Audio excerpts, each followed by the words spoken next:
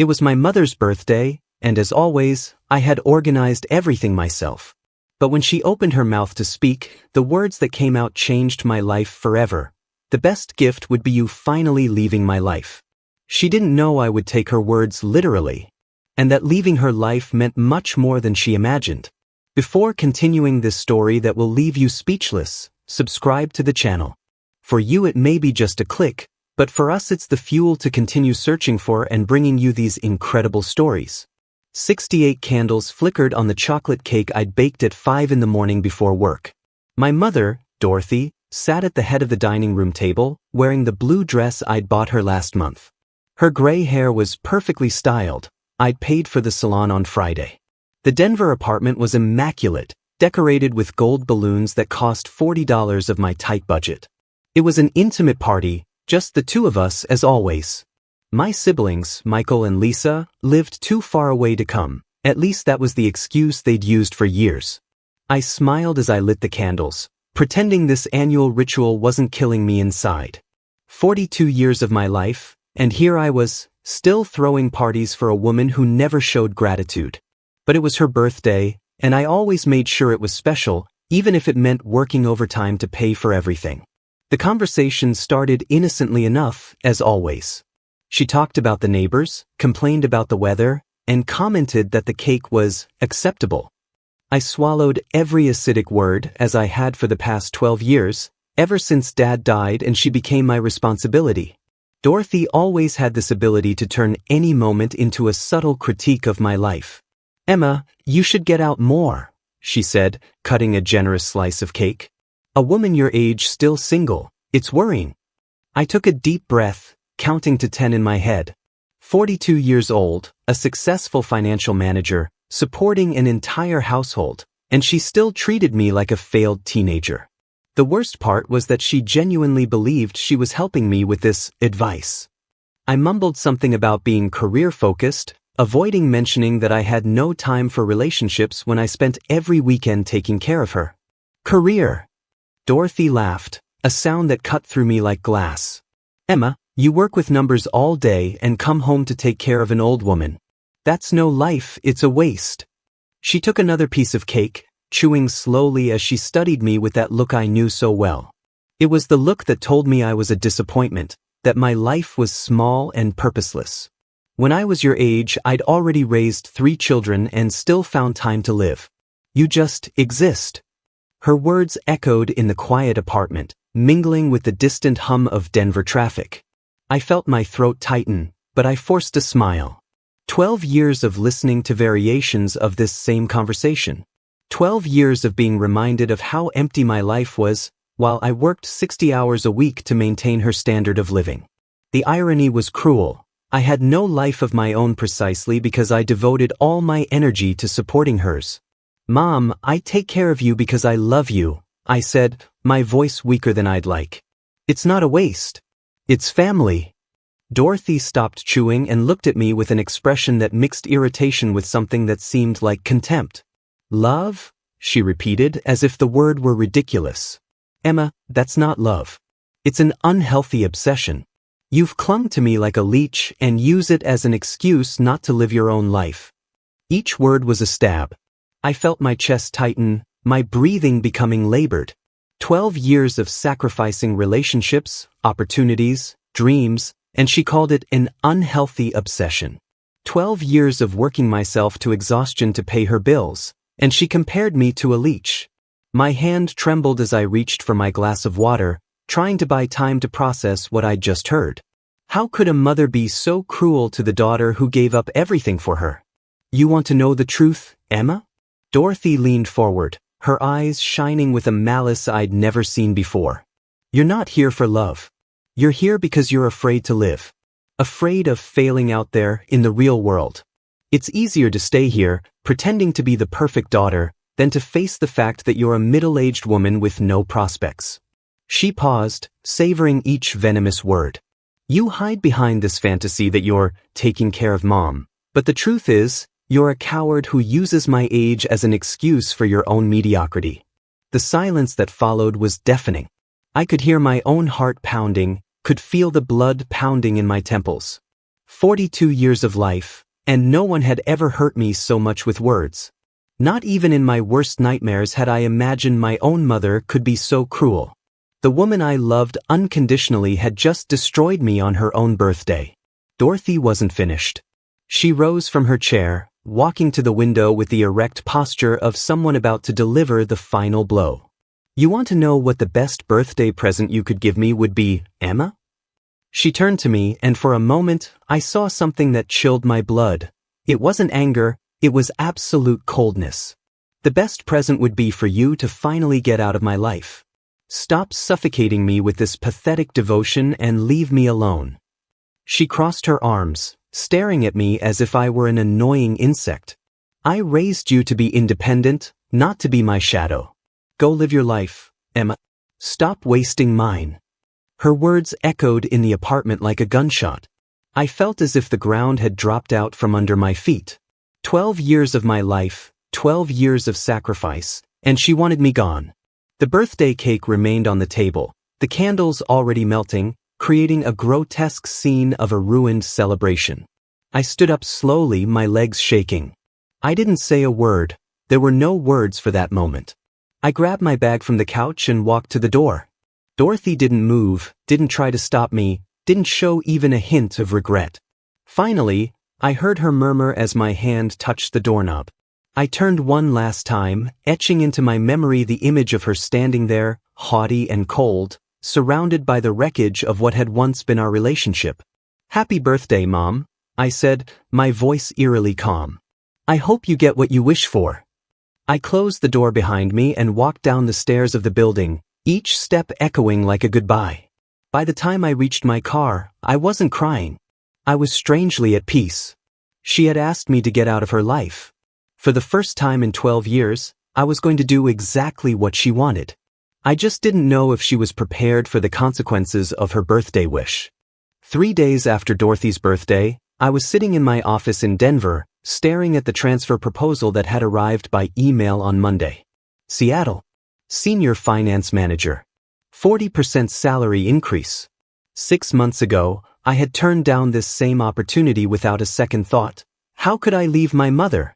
But now, rereading every line of the proposal, I felt something I hadn't experienced in years: freedom. My fingers trembled as I typed the response accepting the position. 2 weeks' notice. Immediate move. I didn't mention Dorothy at all in my reply. For the first time in 12 years, a professional decision I'd made had nothing to do with her. When I hit send, I felt like I was jumping off a cliff. It was terrifying and liberating at the same time. Dorothy had asked me to get out of her life. Seattle was 1,300 miles away, far enough to fulfill her birthday wish. That same afternoon, I went to the bank. The joint account I'd had with Dorothy for 12 years was there on the computer screen, displaying the history that told the story of my silent life. Automatic transfers every first day, $1,200 for her rent, $300 for utilities, $400 for groceries, $200 for medicine, $150 for health insurance. $2,250 every month, religiously, for 12 years. $27,000 a year. $324,000 in 12 years. I'd never done these calculations before. Seeing the total made me dizzy. The bank manager looked at me curiously when I asked to cancel all the automatic transfers. "Are you sure, Miss Richardson? Some of these transfers are quite old." I signed all the paperwork with a firm hand. "I'm absolutely sure." Dorothy had always believed she lived comfortably on her father's pension. She was about to discover that the actual pension was only $800 a month. The move to Seattle happened faster than I imagined possible. Within 2 weeks, I had sold my furniture, packed my life into boxes, and driven across 3 states to my new city. The apartment I rented was small, but it was mine. For the first time in 12 years, I decorated a space with only what I liked in mind. I bought plants, colorful paintings, a reading chair I'd always wanted. I changed my phone number, canceled my old plan, and created new email accounts. It was as if Emma Richardson from Denver had simply evaporated, leaving only a lighter version of myself in Seattle. I didn't block Dorothy on social media. I simply deleted all my old accounts and created new ones. If she wanted to find me, she'd have to work for it. For the first time in years, I slept 8 hours straight without waking up worrying if she needed anything. The silence of my new life was deafening and wonderful. While I was settling into my life in Seattle, Dorothy was figuring out her new reality in Denver. I imagined the scene, her arriving from the pharmacy with her expensive high blood pressure medication, swiping her card, and seeing "transaction declined" on the screen. The initial confusion, then the irritation. Calling the bank, discovering the account was empty. "It must be some kind of error," she'd say, in that authoritative voice she always used when things didn't go as expected. But it wasn't an error. It was a consequence. I could perfectly picture the moment she tried to call me and heard the automated message, "The number you dialed doesn't exist." The first time, she probably thought she'd misdialed. By the 10th try, reality would begin to set in. Emma was truly gone. It wasn't drama, it wasn't a tantrum, it was real. For the first time in 12 years, Dorothy was truly alone with her choices. The first bill to come due was her internet and cable, $400 a month for the premium package she insisted on having. I could imagine Dorothy calling the company, outraged, demanding to know why the service had been cut off. "There must be some mistake," she would say. "My daughter always pays these bills." But Emma wasn't paying anymore. Emma was 1,300 miles away, learning to live for herself for the first time in over a decade. When the technician explained that the bill was 30 days past due, Dorothy would finally begin to understand. It wasn't a misunderstanding. It wasn't a temporary problem. It was the new reality she had asked for on her birthday. I wondered if she remembered the exact words she had used. "The best gift would be for you to leave my life." I had fulfilled her wish to the letter. Now she would have to deal with the consequences of getting exactly what she asked for. Dorothy tried calling Michael and Lisa, my siblings who had moved to the East Coast years ago. Michael was dealing with his own divorce in Boston, 3 children to support, and an ex-wife who wanted half of everything. Lisa lived in Miami with her military husband, moving bases every 2 years, barely managing to keep her own family stable. They sent polite apologies and empty promises to help when they could, but Dorothy knew they couldn't. For 12 years, they had grown accustomed to Emma taking care of everything. It was convenient to have a single, devoted sister who shouldered all the family responsibilities. Now, suddenly, they were faced with the reality that their mother needed real care, and Emma was no longer available to be the easy solution. Dorothy realized, perhaps for the first time, that she had put all her eggs in the basket of a daughter she had systematically devalued and mistreated. The irony was cruel. The only person who truly cared about her was the very one she had driven from her own life. 2 weeks after my move, I was in my new office in Seattle, looking out the window at Puget Sound, when my company phone rang. It was a Denver number I didn't recognize. For a moment, my heart raced. Could it be Dorothy? But when I answered, it was Mrs. Henderson, the elderly neighbor from the apartment next door to my mother. "Emma, honey, I'm sorry to bother you, but I got your number from your old company. I'm worried about your mother. I haven't seen you there in days, and today I heard Dorothy crying through the wall." I closed my eyes, feeling a familiar pang of guilt trying to creep into my chest. "Mrs. Henderson, I moved to Seattle. My mother and we had a disagreement." There was a long pause. "Oh, honey. She didn't mention anything about you moving. In fact, she's been asking everyone if anyone has seen you." I hung up the phone with shaking hands. Dorothy was looking for me. 12 years of maintaining a lie, 12 years of being invisible, and now that I was truly gone, she finally noticed my absence. The call came on a rainy Tuesday in Seattle, 3 weeks after I'd moved. It was Mrs. Henderson again, but this time her voice was urgent. "Emma, honey, I need to tell you what happened. Your mother fainted last night. The ambulance came, but she refused to go to the hospital. She said she couldn't afford it." My heart raced, but I forced my voice to remain calm. "Is she okay now?" "Physically, yes, but Emma," the power went out. "The apartment has been dark for 2 days. She's been using candles." The image of Dorothy, proud and haughty, sitting in the dark with candles hit me like a punch in the gut. But I took a deep breath and remembered her words. "The best gift would be for you to get out of my life." Mrs. Henderson, I'm so sorry, but my mother has made it very clear that she doesn't want my help. Maybe it's time for her to contact Michael or Lisa. I hung up the phone, but my hands were shaking. Reality was finally knocking on Dorothy's door, and she was discovering that pride doesn't pay the electricity bills. Dorothy spent the next few days in complete denial, as I knew she would. She called the power company, demanding to speak to supervisors, threatening lawsuits, insisting there was some kind of system error. My daughter always pays these bills, she repeated, as if the words would magically make Emma reappear. But Emma was no longer there to solve the problems. Emma was in Seattle, learning yoga, going out to dinner with coworkers, living the life that had been denied her for 12 years. When Dorothy finally accepted that the power wouldn't come back on without payment, she tried calling Michael. The conversation was brief and painful.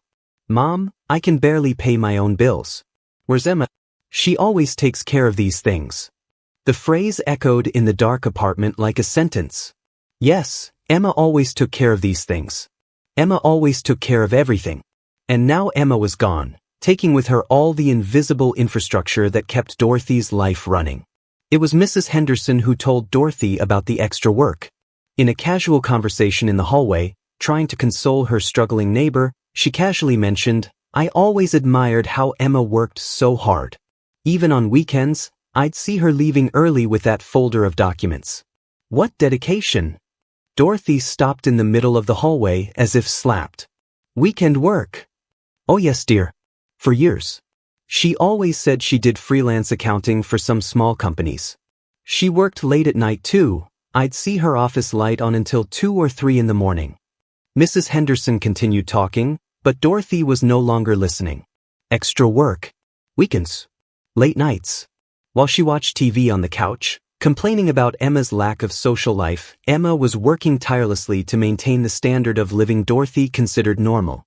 Her husband's $800 pension would never be enough to afford a 2-bedroom apartment in Denver, and Dorothy was finally doing the math she should have done years ago. The revelation about the cars was what nearly killed her. Dorothy was sifting through old papers, desperately searching for some forgotten bank account, when she found the sales documents. Emma had sold 3 cars in the last 12 years. The Honda Civic she loved, sold in 2018. The Toyota Camry she'd bought used, sold in 2020. Even the tiny Nissan she'd recently driven, sold 2 weeks before she disappeared. Dorothy vaguely remembered Emma mentioning mechanical issues, or wanting something more economical, but she'd never questioned it. Now, looking at the sales dates cross-referenced with her own medical emergencies, the truth was undeniable. Emma sold the cars every time Dorothy needed money for something big. Cataract surgery in 2018. Dental work in 2020. Bathroom renovation last year. Each car sold corresponded to a need for Dorothy that had been magically solved. Emma had literally sold her mobility to keep her mother comfortable, and Dorothy had never asked where the money came from. The most devastating moment came when Dorothy went to Emma's old office, desperate to find some clue as to her daughter's whereabouts. The receptionist recognized her immediately. Oh, Mrs. Richardson. We miss Emma so much. She was our most dedicated employee. Dorothy forced a smile. Yes, she was always a hard worker. Do you know where she moved to? The receptionist hesitated. Well, she didn't say exactly, but she mentioned something about finally being able to accept that promotion in Seattle. You know, the one she'd been turning down for years because of family responsibilities. The words hit Dorothy like bullets. Emma had been turning down promotions. For years. Because of her. What kind of promotions? Her voice came out as a whisper. Oh, several. Regional manager, senior consultant, even a position in New York. She always said she couldn't move because she had to take care of her family. We all admired her dedication. Dorothy staggered out of the office as if she'd been beaten. Emma had sacrificed her entire career, turning down opportunities most people only dream of, all to be close to a mother who treated her like a burden. The final straw was finding out about the vacation. Dorothy was talking to Mrs. Patterson, another neighbor, when the subject came up. I always envied how dedicated Emma was. 12 years without a vacation. I couldn't do it. Dorothy felt her world spin. What do you mean, no vacation? Oh, honey, didn't you know? Emma never took a vacation. Not even a long weekend. She always said she couldn't leave you alone, that you depended on her for everything. Mrs. Patterson continued, oblivious to the bombshell she had detonated. I remember once she mentioned she'd won a trip to Hawaii at work but gave it to a coworker because she couldn't travel. What a devoted daughter you have. Dorothy barely made it to the apartment before breaking down. 12 years. 12 years without a single vacation. While she complained about Emma's lack of a life, Emma was literally giving up her life to care for her. The trip to Hawaii she'd given to someone else. The rejected promotions. The sold cars. The late night overtime. All to keep Dorothy comfortable, while Dorothy criticized her for having no ambition. That night, sitting in the dark apartment, surrounded by overdue bills and the stark reality of her situation, Dorothy finally understood. Emma wasn't a failed daughter hiding behind family responsibility. Emma was an extraordinary woman who had sacrificed everything, career, relationships, dreams, even vacations, to care for an ungrateful mother. And Dorothy had driven this daughter out of her life, calling her devotion an unhealthy obsession and her sacrifices a waste. She picked up the phone to try to call Emma again, but the number remained non-existent. Emma was truly gone, and Dorothy was finally alone with the consequences of her cruel words.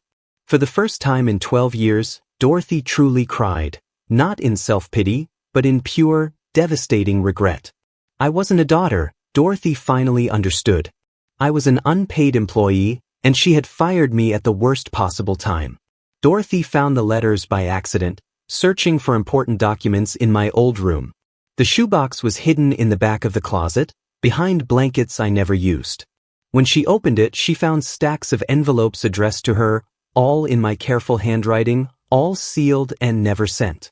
There were dates on each, some from years ago, others from just a few weeks before the fateful anniversary. Dorothy picked up the first envelope with trembling hands. The date was 5 years ago, right after she had criticized my appearance in front of the neighbors.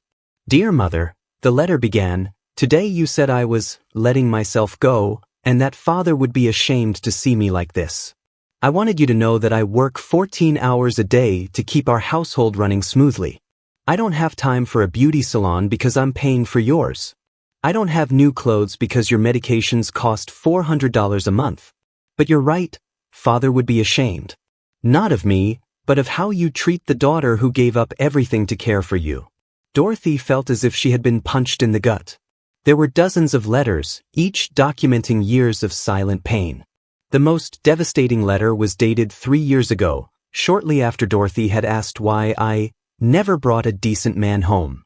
Dorothy read it with growing horror. Mom, today you asked about my love life, as if it were my fault I was alone. I wanted to tell you about David. He proposed to me 2 years ago. He was an engineer, kind, and truly loved me. But when I explained that you needed me, that I couldn't move or share my attention, he said he understood, but that he couldn't compete with a mother who treated me like a maid. He was right. I chose you as I always do. David married a coworker last month. I saw the photos on Facebook. She looked radiant. I cried in the office bathroom for an hour, imagining what my life would be like if I had chosen love over obligation. Dorothy dropped the letter, her hands shaking uncontrollably. Emma had lost the love of her life because of her, and Dorothy had never known David had existed. He never asked, never cared enough to notice that his daughter was suffering. The letters revealed an Emma Dorothy never knew, a smart, funny, deeply lonely woman, but determined to do what she thought was right. One letter from 2 years ago described how Emma had sold her Honda Civic. Mom, you need cataract surgery, and insurance only covers 60%. I sold my car today for $8,000. I'll be using public transportation and Uber for the next few months until I can afford something cheaper. You'll never know, I'll make up some story about mechanical problems. It's easier this way. You feel guilty enough about the medical expenses, even if you never show gratitude. I'd rather you think I'm just irresponsible with cars than know I'm constantly sacrificing myself. Dorothy remembered the surgery, remembered how everything had magically been solved, but never questioned where the money came from. Emma had lied to protect her mother's pride, selling her own transportation to pay for a surgery Dorothy considered a basic right. The most recent letter was dated just a month before her birthday. Dorothy could barely read through her tears. "Mom, today marks 12 years of caring for you. 12 years since Dad died, and I promised him I'd care for you forever.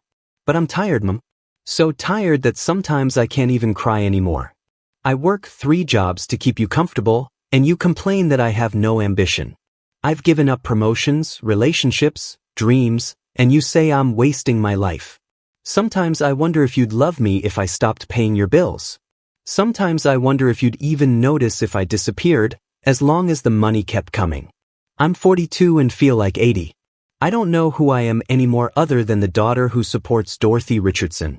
I don't know if there's still an Emma under all this responsibility." Dorothy sobbed loudly, the sound echoing in the empty apartment. Emma had questioned her own mother's love, and Dorothy couldn't blame her. How could a daughter feel loved when she was treated like a liability? Dorothy decided to go to Emma's old office again, this time to talk to the colleagues who actually knew her daughter.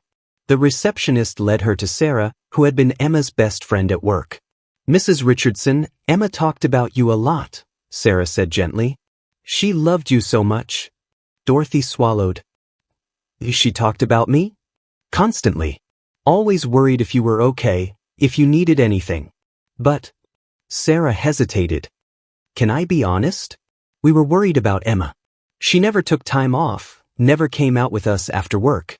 She always said she needed to go home and take care of you. She seemed exhausted. Sad." Sarah paused, choosing her words carefully. "One time she passed out here in the office. She'd been working for 18 hours straight, her regular job plus a freelance project. When we asked her why she was killing herself working like that, she said you deserved to live comfortably.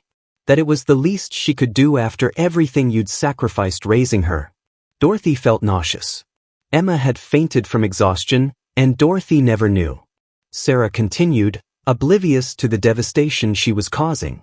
"Emma always said you were the strongest woman she knew, that you raised 3 children alone after your husband died young. She felt honored to be able to give back." Dorothy interrupted, confused. "But my husband didn't die young. He died at 65, Emma was 30. Sarah frowned. "No, Mrs. Richardson. Emma always said your father died when she was young, that you had to work hard to support the family alone. She said it was her turn to take care of you now." The truth struck Dorothy like a lightning bolt. Emma had rewritten the family history in her own mind, transforming Dorothy into a heroine deserving of care, instead of the comfortable widow she truly was. Emma had created a narrative where her sacrifices made sense, where Dorothy deserved all that devotion. It was easier to believe she was honoring a heroic mother than to admit she was being exploited by a selfish woman. Dorothy staggered out of the office, finally understanding the extent of her own cruelty. That night, Dorothy read each letter, one by one until dawn. Each envelope revealed a new layer of sacrifice, a new pain that Emma had silently endured. The letter about working through Christmas to pay for the expensive gift Dorothy had suggested she wanted. The letter about feigning illness to get out of her best friend's wedding because Dorothy had scheduled a checkup for the same day. The letter about dreaming of traveling to Europe but using her vacation money to renovate Dorothy's bathroom. Each letter ended the same way: "I love you, Mom, even when you make it impossible." Dorothy finally understood that she had once had a daughter who loved her unconditionally, an extraordinary daughter who had turned sacrifice into an art form. And she had cast this daughter out of her own life, calling her love an obsession and her devotion a weakness. "I had a daughter who loved me unconditionally," Dorothy realized with horror. "And I cast her out like trash." Now it was too late to make up for 12 years of cruelty, but perhaps it wasn't too late to try to find Emma and beg for forgiveness. Dorothy sold everything of value in her apartment. The remaining jewelry, the antique furniture, even the TV I'd bought her last Christmas. With the money, she bought a bus ticket to Seattle. The 24-hour trip was physical and emotional torture, each mile taking her further from the comfort zone I'd built for her over 12 years. She didn't have my address, only the name of the company I worked for, discovered through an embarrassing call to my old boss in Denver. When she finally arrived in Seattle, Dorothy looked exactly like herself. A 68-year-old woman, financially and emotionally broken, carrying an old suitcase and the weight of 12 years of regret. She took a taxi to my office building, spending the last $40 she had. There was no plan B. There was no turning back. It was either find Emma or accept that she'd destroyed the only person who truly cared about her. The irony wasn't lost on me. For the first time in her life, Dorothy was making a real sacrifice for me.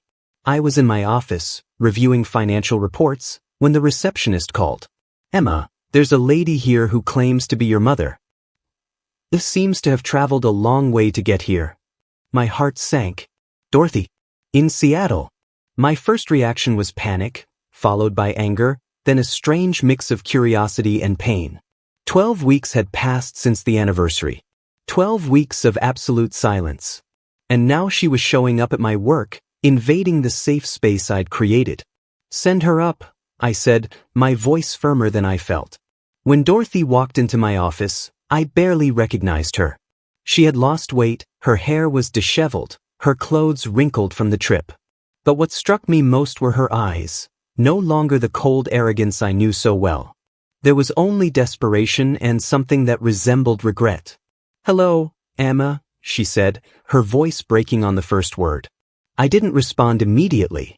I just watched her, this woman who had thrown me out of her own life and now stood at my door, looking lost and vulnerable.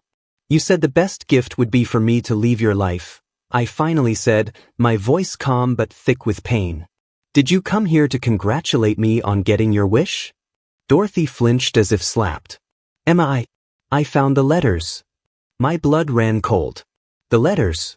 All those words I never had the courage to say, all those feelings I kept secret. "What letters?" I asked, pretending not to know, buying time to process the invasion of privacy. "The letters you wrote to me but never sent. 12 years of letters, Emma. 12 years of pain I caused and never knew about." She approached my desk, her hands shaking. "I read about David. About the cars you sold. About the promotions you turned down. About the vacations you never took." Every word was like a confession, every revelation an admission of guilt. "I didn't know, Emma. I swear to God I didn't know." I laughed, a bitter sound that echoed in the room. "You didn't know because you never asked. In 12 years, you never once asked how I managed to pay for it all." Dorothy collapsed into the chair across from my desk, crying like I'd never seen her cry before. "You're right. I never asked. I just accepted it. I accepted you paying for everything, solving everything, sacrificing everything. And on top of that, you complained that you had no life of your own." She raised her red eyes to me. "Emma, I'm a terrible mother. I'm a terrible person. You gave me 12 years of your life, and I threw it all away on my birthday because I was angry with myself." Her words were sincere, but I felt only a strange emptiness where relief should have been. 12 years of waiting for this admission, and now that it had arrived, it felt too late. "You didn't come here to apologize, Dorothy," I said, using her name for the first time in years. "You came because the bills aren't being paid. You came because you discovered you need me." The accusation hung in the air between us like an inconvenient truth. Dorothy didn't deny it. She couldn't deny it. "You're right," Dorothy admitted, her voice barely above a whisper. "I came because I need you. But I also came because I finally understand what I lost." She leaned forward, desperate. "Emma, you are extraordinary. You are everything I should have been as a mother, and I wasted 12 years treating you like a burden." I stood and walked to the window, looking out over Puget Sound. "You know what's funny, Dorothy? I really believed you loved me. Even when you criticized me, even when you treated me badly, I thought deep down you cared." I turned to face her. "But you didn't care. You cared about what I could do for you. There's a difference." Dorothy tried to protest, but I held up my hand. "Let me finish. Do you want to know what happened to me after I left your life? I lived, Dorothy. For the first time in 12 years, I really lived." My voice grew stronger, more confident. I accepted the promotion I'd been turning down for years. I met people. I made friends. And you know what? I paused, savoring the moment. I fell in love. The revelation hit Dorothy like a slap in the face. "Oh, you're dating?" I smiled, a genuine smile she hadn't seen in years. "I'm engaged, actually. And pregnant." The silence that followed was deafening. Dorothy went pale, her hands gripping the arms of her chair as if she were going to faint. "Pregnant?" she repeated, as if the word were a foreign language. "How many months?" "3 months. We're getting married next month." I sat back in my chair, watching Dorothy process the information. "You're going to be a grandmother, Dorothy. But I don't know if you'll ever meet your grandchild." The words were cruel but necessary. Dorothy had lost 12 years of my life. Now she was losing the future too. "His name is James. He's an architect, kind, funny. He loves me for who I am, not for what I can do for him. And do you know what the first thing he said when I told him about you? That a mother who treats her daughter like that doesn't deserve to be part of our family." Dorothy sobbed, realizing that she had lost not only her daughter, but also the chance to know her grandson. "Emma, please," Dorothy begged, her voice breaking. "I know I don't deserve it, but I'm begging for a chance. One chance to try to fix what I broke." I watched her for a long moment, this woman who had dominated my life for so long, now reduced to begging for crumbs of forgiveness. "You want a chance, Dorothy? Then here are my terms." My voice was firm, with no room for negotiation. "First, you will return to Denver and learn to live within your means. No automatic transfers, no bills paid by me. You're 68, not 88. Get a part-time job if necessary." Dorothy nodded desperately. "Second, you will go to therapy. You will learn to treat people with respect, especially family. Third, if I decide to give you a chance, it will be on my terms. Scheduled visits, clear boundaries, absolute respect." I leaned forward. "And fourth, you will never, ever try to make me feel guilty for choosing my happiness. Those days are over." Dorothy nodded, tears streaming down her face. It was pathetic and necessary at the same time. 6 months later, Dorothy was back in Denver, living in a smaller apartment, working part-time at a department store, and attending therapy twice a week. She called once a month, short, respectful conversations where she asked about my pregnancy and updated me on its progress. It wasn't the relationship we'd had before, it was better. It was honest. When my son was born, I sent Dorothy a photo. She cried on the phone, thanking me for the chance to meet her grandson, even from a distance.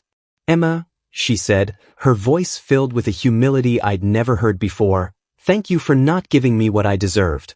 Thank you for giving me a chance I didn't deserve." I looked at my son sleeping in my arms, at James smiling beside me, at the life I'd built away from the toxicity. "Dorothy," I said gently, "sometimes people have to lose everything to learn to appreciate something. You lost 12 years with me. You won't lose the rest." It was forgiveness, but not forgetting. It was a second chance, but with clear rules. And for the first time in years, I felt like maybe, just maybe, I could have a real mother.